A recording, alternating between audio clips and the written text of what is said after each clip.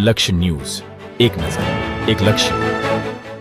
ડભોઈ વડોદરી ભાગોળ નજીક આવેલા નીલકંઠેશ્વર શિવાલય મંદિર ખાતે ભક્તો અને યુવકો દ્વારા શ્રાવણ માસના અંતિમ સોમવારે દેશભક્તિ થીમ ઉપર ખાસ વિશેષ પૂજા અને ભજન સંધ્યાનું આયોજન કરવામાં આવ્યું. ભક્તોએ દર્શન કરી ધન્યતા અનુભવી હતી.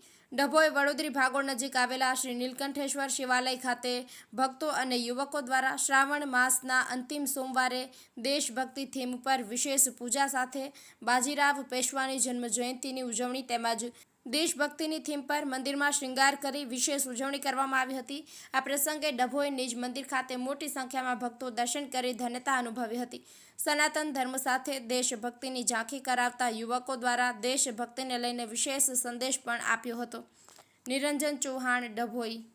નીલકંઠેશ્વર મહાદેવ કી જય. આજે શ્રાવણ મહિનાના છેલ્લા સોમવારે વડોદરી ભાગોળ નીલકંઠેશ્વર મહાદેવ મંદિર ડભોઈ, એમાં આજે આપણે ત્રિરંગાની થીમથી ભગવાનને સજાવટ કરી છે. ભગવાનના શૃંગાર કર્યા છે ત્રિરંગાથી. આજે યોગાનુયોગ આપણા મહાન યોદ્ધા, આપણા ભારત દેશના બાજીરાવ પેશવાની પણ જન્મ જયંતિ છે. 42 યુદ્ધ લડીને જેઓ અજર અમર રહ્યા છે અને અજય રહ્યા છે, એવા બાજીરાવ પેશવાની આજે જન્મ જયંતિ છે.